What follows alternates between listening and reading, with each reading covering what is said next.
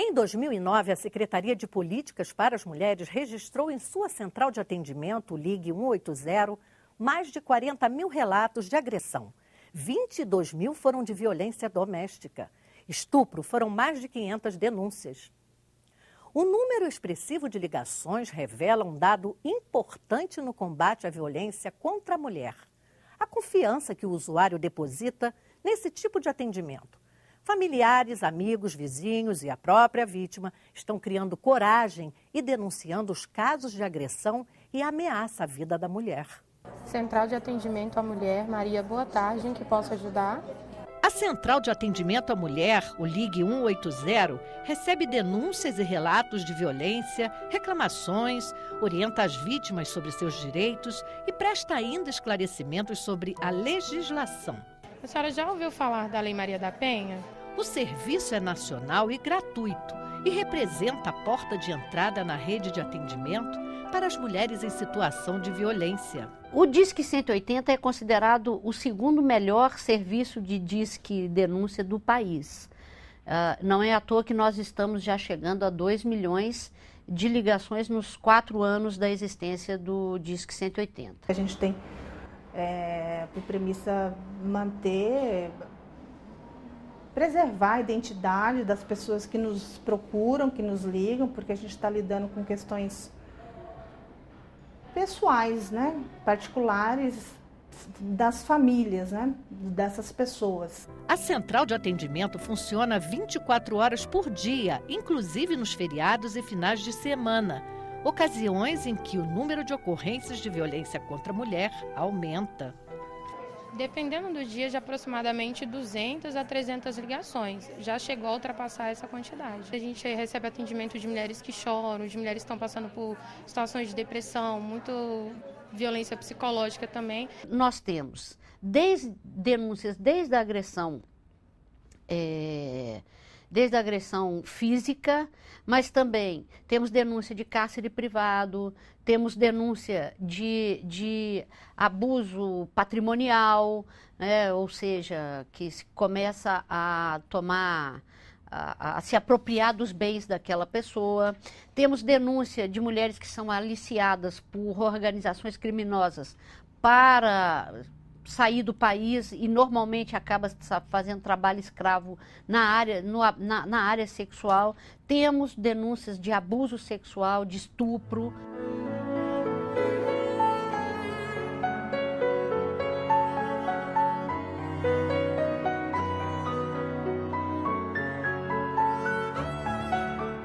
As atendentes são preparadas para esclarecer todo tipo de dúvida. Além da violência doméstica familiar, as mulheres questionam muito também sobre pensão alimentícia, sobre o direito que elas têm após a separação. Eu queria aproveitar essa oportunidade para falar com as pessoas que não compactuem com nenhum ato de violência, não se omita. Diz que o 180, a pessoa que descarga o 180 e denunciar qualquer tipo de violência que ela é testemunha, ela será protegida, ela vai ficar no anonimato e vai estar ajudando a salvar até a vida de uma mulher, porque o número de homicídios em função da violência doméstica é alto. Se você estiver passando por situação de violência, entre em contato com a Central de Atendimento à Mulher. O 180 orienta, informa e é uma forma de acolher também essas mulheres que estão em situação de violência, elas não têm onde recorrer esse amparo. A pesquisa Mapa da Violência, divulgada este ano pelo Ministério da Justiça, coloca Brasília em posição de destaque no ranking nacional de violência praticada contra a mulher. Dos 582 municípios mais perigosos, 3 ficam no entorno. Entre as unidades da federação, o Distrito Federal ocupa a 7ª posição. Só nos 8 primeiros meses deste ano, cerca de 40 mulheres foram barbaramente assassinadas por seus companheiros nas cidades ao redor da capital do país. De janeiro a março de 2011, as delegacias registraram 165 casos de estupro. É extensa e variada a lista de crimes praticados contra a mulher no Distrito Federal. Elas são espancadas, abusadas e mortas com requintes de crueldade na presença dos filhos. Na capital do país, a cada dia, 6 inquéritos são iniciados para apurar casos de violência contra a população feminina na Delegacia Especial de Atendimento à Mulher. A delegada explica por que elas estão com mais coragem em denunciar. Eu acredito que as mulheres aqui, elas têm mais informação sobre a Lei Maria da Penha, elas acreditam mais no amparamento estatal, então elas tomam mais a coragem de vir às delegacias registrarem essas ocorrências, pedindo a ajuda à polícia para elas saírem da situação de violência. Em Brasília, existe o Núcleo de Assistência à Família e à Vítima de Violência Doméstica, onde é feito um trabalho de acompanhamento, tanto da vítima quanto do autor da agressão. O suporte oferecido é direcionado aos casais que estejam passando pelo processo da Lei Maria da Penha. Nós fazemos um acolhimento, psicossocial pela equipe de assistente social e 2 psicólogas. E após esse acolhimento, a gente vê a necessidade, qual é a demanda daquela pessoa especificamente, Se é para atendimento individual, se é em grupo. Geralmente os homens a gente identifica que é melhor a intervenção grupal que individual. E as mulheres o contrário, a maioria das mulheres necessitam realmente de uma intervenção mais individualizada, nas questões que em grupo, mas também existem grupos de mulheres, Esta gestante que está perto de dar à luz diz que a relação com o marido mudou graças à assistência que o casal recebe do programa. Mudei muito, porque assim, antigamente eu só sentia medo, E o medo é uma coisa que é horrível, muito horrível de você viver com uma pessoa assim, sei lá, que às vezes a gente pensa, eu pensava que ele era um bicho, um monstro pra mim, ao mesmo tempo era só aquela pessoa maravilhosa pra mim, de repente não era, entendeu?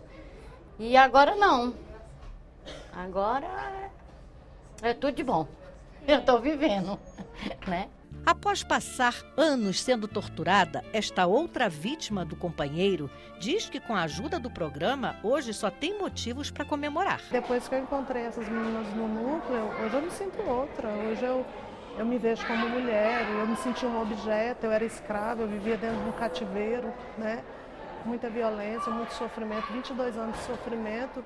E de 8 meses que eu tô com elas pra cá, hoje eu sou outra. Sou totalmente outra. Eu me vejo diferente hoje, Hoje eu me vejo mulher, não me vejo aquele objeto.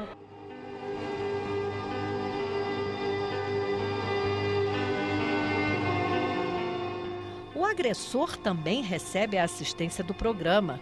Este homem, que foi enquadrado pela Lei Maria da Penha por agredir a companheira, mudou tanto que acabou pedindo a mulher em casamento. Segundo ele, hoje o casal vive em plena harmonia. Estamos juntos. Quando aconteceu o fato, ela ficou um tempo na casa dos pais dela, depois ela voltou e tem 2 meses que a gente está casado. A gente se gosta, Eu acho que também como tava, tinha algumas coisas que... Tá certo que quem partiu para a ignorância foi eu, mas tinha algumas coisas no casamento que precisava a gente conversar. E foi bom essa separação pra gente ver o que a gente queria realmente, entendeu? Aí eu fui convencendo ela aos poucos, ela também queria voltar, aí ela voltou para casa. O que eu procurei foi tentar mudar também, Porque eu sabia que quando eu bebia eu extrapolava. Eu fui me segurando para tentar reatar, Mas deu certo, graças a Deus. Realmente há uma mudança, A gente sente que há uma mudança, que as pessoas realmente reveem muito, sua vida, as suas atitudes, os relacionamentos, mesmo que ela não esteja com a pessoa atual, que originou o boletim de ocorrência, mas que há uma mudança sim, entendeu? A gente vê isso aí bem presente. Para as vítimas de violência sexual, a Secretaria de Saúde do Distrito Federal criou o PAV, Programa de Prevenção a Acidentes e Violência. Batizado com o nome de Flor, o programa funciona nos centros de atendimento à saúde. No Agarram, Hospital Regional da Asa Norte de Brasília, recebeu o nome de Margarida. O Agarram, ele tem um programa para acolhimento das vítimas de violência. A mulher que sofre qualquer tipo de violência, seja ela física, psicológica, sexual ou patrimonial, tem aonde ser acolhida e um tratamento pode ser oferecido para que ela busque a superação desses traumas. Antes do programa, sinceramente, falando em termos bem mais baixos, eu realmente me sentia um bagaço, eu me sentia um lixo, né? Eu mesma me retraía, eu tinha medo, eu tinha vergonha, muita vergonha. Hoje em dia eu já falo mais e hoje eu vivo muito melhor. O programa Margarida me deu uma outra vida, né? Porque eu tinha pensamentos suicidas, eu tinha todas essas outras coisas. A ginecologista do programa Margarida explica como é feito o atendimento às vítimas de estupro. Nós temos duas fases, na verdade. A gente tem a fase de emergência, né, que toda mulher que é vítima de violência sexual pode e deve procurar uma emergência, de preferência nas primeiras 72 horas, que é quando nós iniciamos o tratamento. O tratamento tem como objetivo prevenir as doenças sexualmente transmissíveis, que ela possa ter tido contato durante esse ato de violência, bem como o HIV e uma gestação indesejada, uma gravidez indesejada.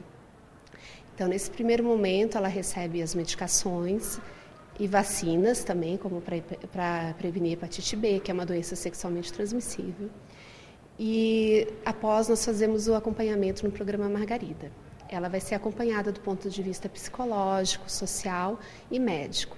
De 2004 para 2011, nós acolhemos 656 pacientes até hoje. Só nesse ano de 2011, acolhemos 74 pacientes. A maioria foram crianças e adolescentes. A assistente social e coordenadora do programa explica qual é a maior dificuldade no tratamento da mulher que foi violentada. Elas têm um sentimento muito forte, que é o sentimento de culpa, né? Por que eu estive naquele local, por que eu fui passar naquela determinada hora, né? E a gente tenta trabalhar esses sentimentos, essas emoções, né? Que a mulher não é culpada. A questão da violência sexual, ela é um problema social, né? Então, o que a gente precisa é que o Estado invista em políticas públicas, políticas de segurança, para que esse tipo de violência não ocorra, nem dentro de casa e nem fora de casa. O programa Margarida me deu uma outra vida, me deu uma outra oportunidade. Solidário e atento ao combate à violência no país, a Comissão de Constituição e Justiça do Senado aprovou um projeto que prevê a identificação genética de condenados e suspeitos de crimes violentos ou hediondos por meio de um banco de dados de DNA. Mais informações sobre o projeto você acompanha agora na reportagem de Glauciene Lara. Já são 2 anos sem a filha, Ana Carolina. Foi uma tristeza, uma brutalidade, um crime sem noção. A gente eu perdi a minha filha deixou um filhinho de 1 ano e 4 meses. Esse filho está comigo, mas é assim, cada dia é muito difícil conviver com a ausência dela e ter que criar o filhinho.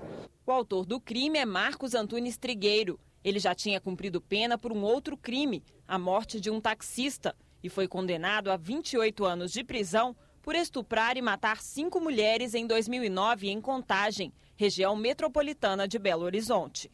Quando chegamos, no caso foi eu e meu irmão, nós chegamos primeiro do que a própria polícia e nós encontramos minha mãe no carro morta, né?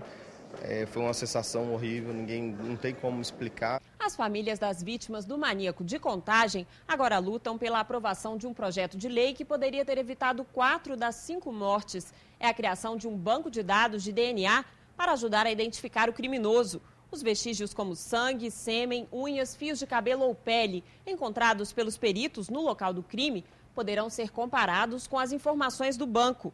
Se o autor já tiver cumprido pena por crimes de violência ou hediondos, como estupro e alguns tipos de homicídio, será identificado. A população tem que ter um mecanismo como esse para estar protegida de pessoas que deveriam estar na cadeia, mas foram soltas e que estão cometendo crimes bárbaros que chocam a toda hora, chocam a sociedade. Cada pessoa tem um DNA diferente. Ele é a identidade genética do ser humano, registrada em todas as partes do corpo. Só os gêmeos idênticos têm o mesmo DNA. O projeto permite a coleta de material genético de condenados por crimes violentos e hediondos. Os dados ficarão em sigilo e, para ter acesso, a polícia vai precisar da autorização do juiz. Hoje, os principais países do mundo usam bancos de dados DNA. Suíça, Alemanha, Holanda, França, Inglaterra, que hoje tem o maior banco proporcional de bancos de dados DNA. Nós temos a técnica, só que falta a legislação. O projeto também pode evitar que pessoas inocentes sejam culpadas. Eu peço a todos os senadores que salvem as vidas. Porque esse projeto, ele mais do que para condenar uma pessoa, não é para condenar, ele é para salvar vidas, né? E ele serve também justamente como meio de prova para a absolvição da pessoa, justamente para não causar prisões ilegais, né? Prisões indevidas, entendeu? E salvar as vidas de prováveis vítimas, né, desses criminosos. Além da criação de projetos, o Senado estuda outras iniciativas que têm como foco o fim da violência contra a mulher.